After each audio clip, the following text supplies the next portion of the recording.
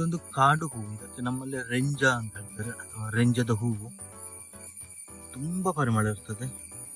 ಇದನ್ನು ಸೂಜಿಯಲ್ಲಿ ಬಳ್ಳಿ ಹಾಕಿ ಸುರಿದು ಪೂಜೆಗೆಲ್ಲ ಉಪಯೋಗಿಸ್ಬೋದು. ತುಂಬಾ ಅಂದ್ರೆ ತುಂಬಾ ಸ್ಮೆಲ್ಲು, ಸುವಾಸನೆ. ಸ್ಮೆಲ್ ಅಂದ್ರೆ ಒಳ್ಳೆ ಸ್ಮೆಲ್. ಇದರಲ್ಲಿ ತುಂಬ ಹೂವು ಆಗ್ತದೆ, ಆದರೆ ಸ್ವಲ್ಪ ಕಡಿಮೆ ಇದೆ. ಇದು ರೆಂಜದ ಮರ, ಎಲ್ಲ ನೋಡ್ಬೋದು. ಇನ್ನು ತುಂಬ ಮೊಗ್ಗು ಕಾಣ್ತಾ ಇದೆ.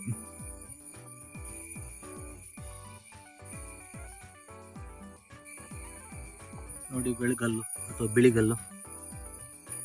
ಇದನ್ನ ಏನ್ ಮಾಡ್ತಾರೆ ಅಂದ್ರೆ, ಇದನ್ನು ಕುಟ್ಟಿ ಹುಡಿ ಮಾಡಿ ಕತ್ತಿ ಅಥವಾ ಚೂರು ಶಾರ್ಪ್ ಮಾಡ್ಲಿಕ್ಕೆ ಉಪಯೋಗಿಸ್ಬೋದು.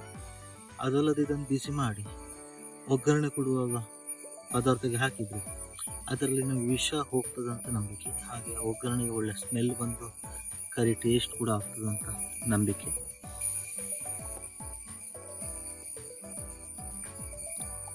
ಕೇಶೆ ಮರ ಬೇಸಿಗೆಯಲ್ಲಿ ಸತ್ತೋಗಿದೆ, ಹಾಗೆ ಅದರ ತೊಗಟೆ ಹೊರಗೆ ಬರ್ತಾ ಇದೆ.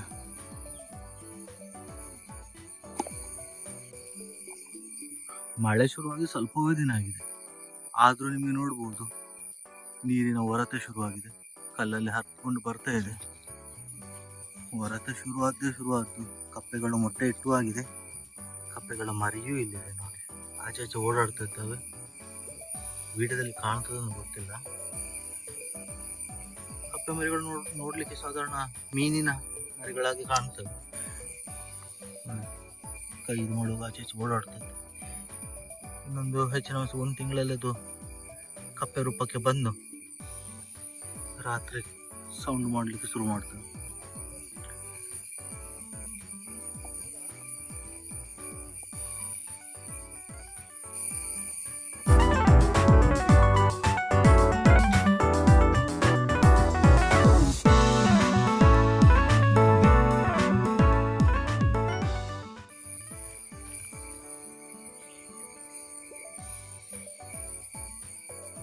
ಲೆಕ್ಕಿ ಗಿಡ,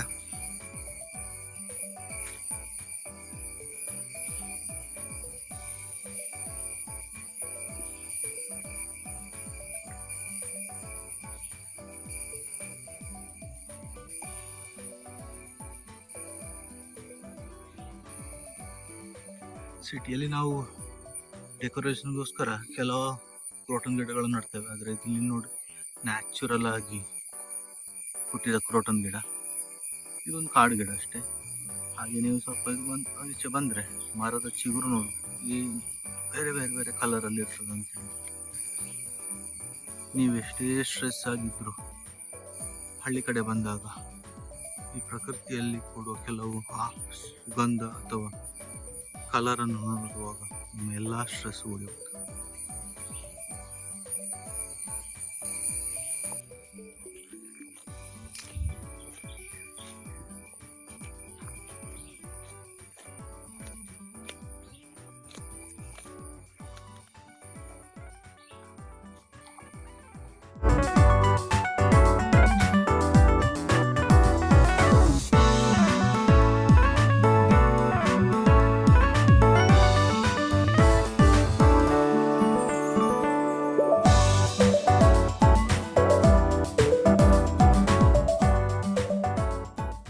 ಹೆಚ್ಚಾಗಿ ಗುಳ್ಳೆ ಅಥವಾ ನರ್ತೆ ಅಂತ ಸಿಗ್ತದೆ.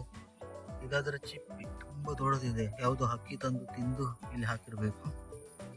ಇದರ ಒಳಗೆ ಮಾಂಸ ಇರ್ತದೆ. ಇನ್ನು ಕರಿ ಕೂಡ ಮಾಡ್ತಾರೆ ಕೆಲವರು.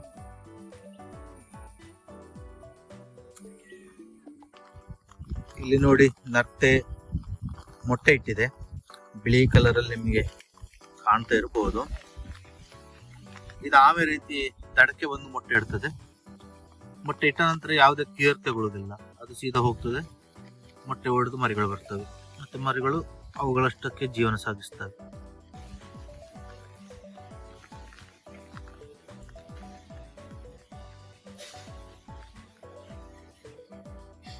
ಈ ಮೊಟ್ಟೆ ಸಣ್ಣ ಸಣ್ಣ ಸಾಗು ರೀತಿಯಲ್ಲಿ ಇರ್ತದೆ.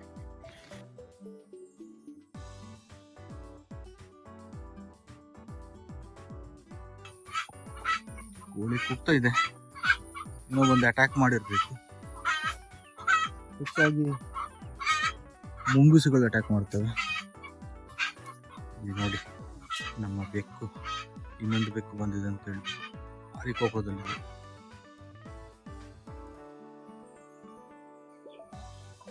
ಹೇಟೆ ಮತ್ತು ಕಾಲ್ಗುಂದಿ ಮರಿ ಕಾಣ್ತವೆ.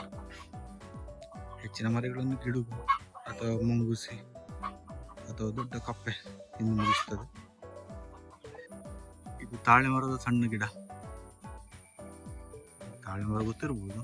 ಈಗ ತಾಳೆ ಹಣ್ಣು ಹೆಚ್ಚಾಗಿ ರೋಡ್ ಸೈಡಲ್ಲಿ ಮಾರ್ಲಿಕ್ಕೆ ಸಿಗ್ತದೆ. ಹೊರಗಿಂದ ಕಪ್ಪು ಇರ್ತದೆ, ಒಳಗೆ 3 ಕಣ್ಣು ರೀತಿ ಇರ್ತದೆ. ತುಂಬ ಟೇಸ್ಟಿ ಮತ್ತು ತುಂಬ ಡಿಮಾಂಡ್ ಇರೋ ಹಣ್ಣು ಈಗತ್ತು. ಇದನ್ನು ತುಂಬ ವರ್ಷ ಆಗ್ತದೆ ದೊಡ್ಡದಾಗಲಿಕ್ಕೆ.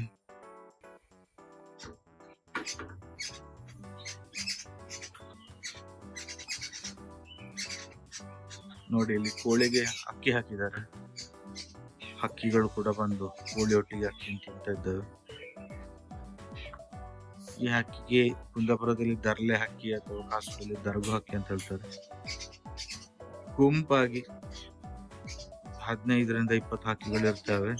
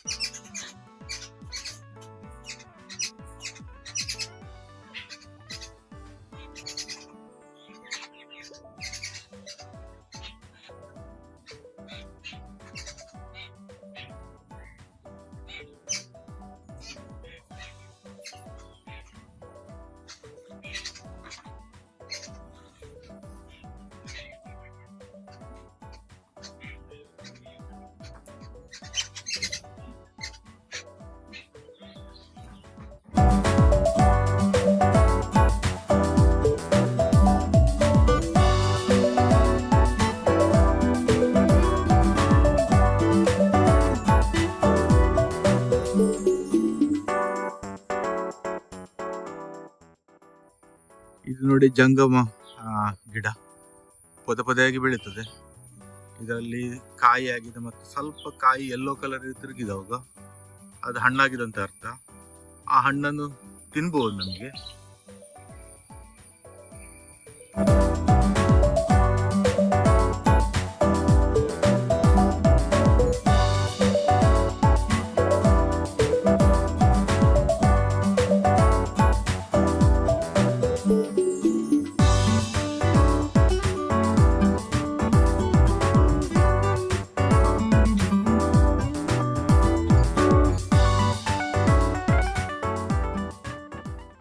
ಸಂಜೆ ಹೊತ್ತು ಮಳೆ ಬರ್ತಾ ಇದೆ, ನೋಡ್ಬೋದು ಗದ್ದೆ.